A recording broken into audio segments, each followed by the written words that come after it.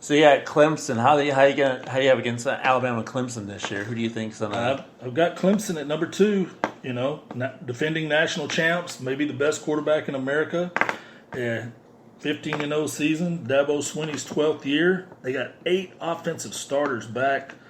Only 4 defensive starters, but the way they recruit on defense and with Brent Venables as defensive coordinator, they're just reloading, man. And when I look at this schedule, it just looks so easy. I mean, home games, it just, they got Texas A&M at home. They got Charlotte at home. They've got Boston College and Wofford at home. Wake Forest. The only really big road game I see, Syracuse, and you have them rated in the top 20. North Carolina, Louisville, NC State. I mean, it just sets up for them to Right. run And I actually had Syracuse on the very bottom of the 20. It wasn't like I had them in the top. But I had number 20, but that's very dominant. Them and that's the only top 20 team that I see on their schedules.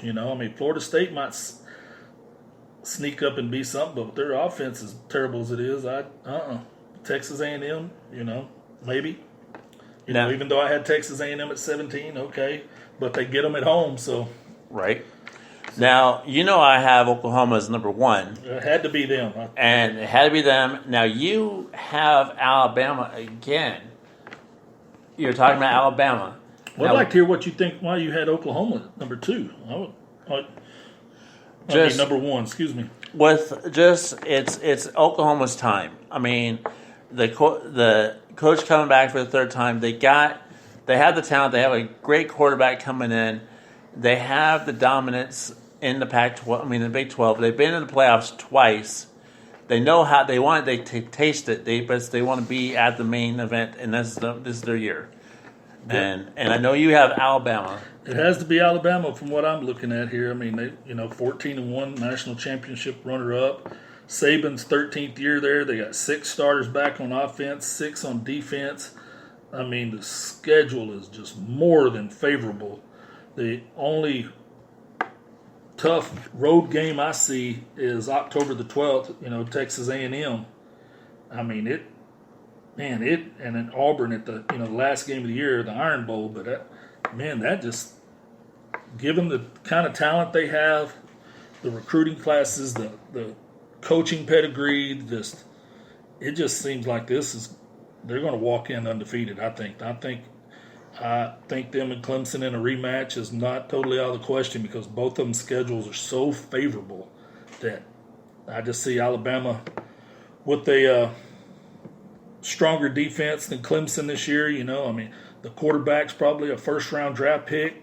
I mean, just great running backs, receivers. I mean, Jerry, a receiver, just, he's a first-rounder. He can get deep on anybody. So, yeah, I just think this is Alabama.